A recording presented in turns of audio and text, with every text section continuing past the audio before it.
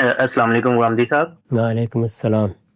ایک بڑے مشہور ایتھسٹ ہیں رچرڈ ڈاکنز، بایولوجسٹ بھی ہیں۔ ان کا آرگیومنٹ یہ ہے کہ ہم لوگ یہ ڈینائی نہیں کرتے کہ کوئی بھی اس یونیورس کا کریٹر نہیں ہے، لیکن ہم اس چیز پہ ابھی آرگیو کرتے ہیں کہ ہمیں اس کا پتہ نہیں ہے، کیونکہ ہم نے اس کو امپیریکلی ایکسپیرینس نہیں کیا۔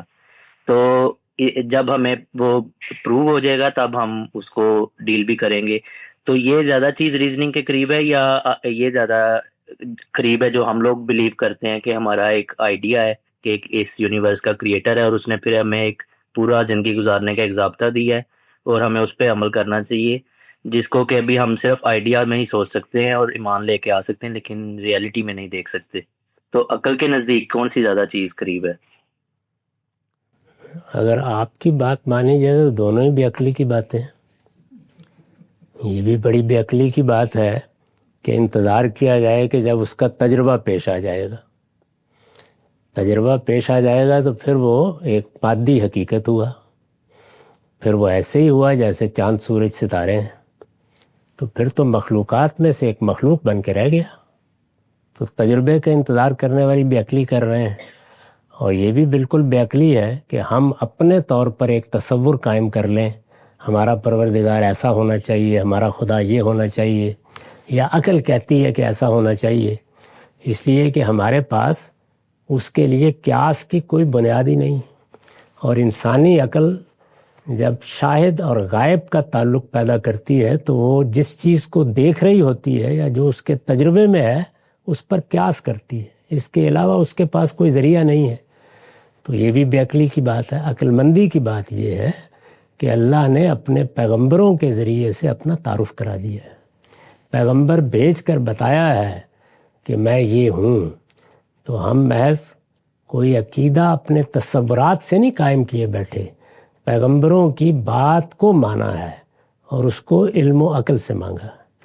میں نے خدا پر ایمان پر جو مضمون لکھا ہے اس میں اس دونوں کے دلائل بیان کر دیے ہیں۔ ہم نے پیغمبر کی بات کیوں مانی ہے، اس کے عقلی دلائل کیا ہیں، اور ہم پیغمبر کی طرف گئے ہی کیوں ہیں، اس کے عقلی دلائل کیا ہیں۔ تو ان کو سمجھیے، یہ طریقہ نہیں ہے، دونوں طریقے بالکل بے عقلی کے طریقے ہیں۔ نہ تجربے میں خدا کو لانے کی کبھی خواہش کرنی چاہیے، وہ خدا رہے گا ہی نہیں اس کے بعد، اور نہ اپنے تصورات سے اپنے تصورات کا کوئی گڈھا بنا کے اس کو پوجنا چاہیے۔ پیغمبروں کا بتایا ہوا خدا ہے جس کی ہم پرستش کرتے ہیں۔ السلام علیکم غامدی صاحب۔ وعلیکم السلام۔ غامدی صاحب، پہلی بات تو یہ کہ میرے لیے بہت اعزاز کی بات ہے کہ آج آپ سے بات کرنے کا موقع ملا۔ آپ ہی کی وجہ سے میں نے قرآن شریف کا اردو ترجمہ زندگی میں پہلی مرتبہ پڑھنا شروع کیا، اور اس نے میری زندگی بدل دی۔ غامدی صاحب، سوال میرا یہ ہے کہ میں دنیاوی لحاظ سے ایک سکسیسفل انسان ہوں، پریکٹسنگ مسلم بھی ہوں، نمازیں وغیرہ ساری چیزیں کرتا ہوں، اور دنیاوی معاملات میں بھی لوگوں کے ساتھ کوشش کرتا ہوں کہ اچھا عمل رکھوں۔ لیکن اس کے باوجود مجھے محسوس ہوتا ہے کہ میرے دل میں جیسے ایک خلا ہے، میرا ایمان مکمل نہیں ہے۔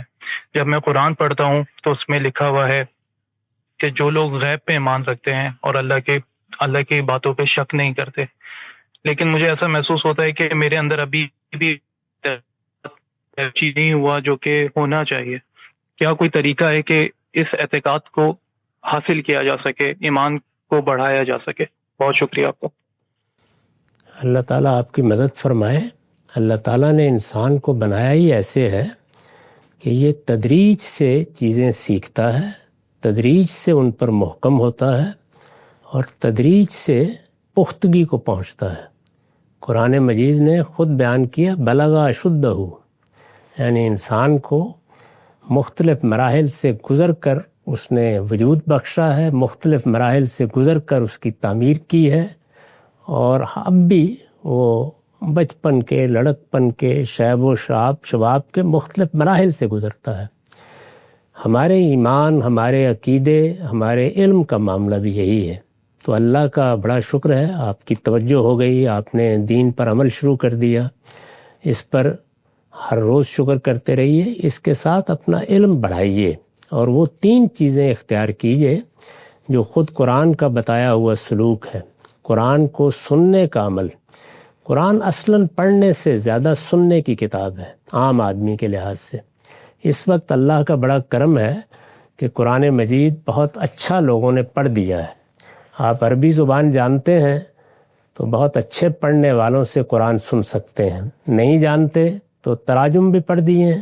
خود میرا ترجمہ 3 لوگوں نے الگ الگ پڑھ دیا ہے، پورا کا پورا آپ سن سکتے ہیں. تو ترجمہ سنتے رہیے. اسی طرح سے اپنے دین کا عمومی علم بڑھانے کا اہتمام کیجیے. خواہ ہفتے میں، 15 دن میں، مہینے میں 1-2 گھنٹے ہی نکال سکیں. صالحین کی صحبت کا اہتمام کریں. آپ کے قریب میں، آپ کے ملنے والوں میں، آپ کے دوست احباب میں جو اچھے لوگ ہیں، کچھ وقت ان کے ساتھ ضرور بیٹھیں، ان کی باتیں سنیں، خود اپنی باتیں ان سے کریں. اس سے آپ کا مجموعی ماحول بہتر ہوگا. تو آہستہ آہستہ شک کے کانٹے اکھاڑ لیے جائیں گے اور امید ہے کہ آپ کا دل بھی گل و گلزار ہو جائے گا.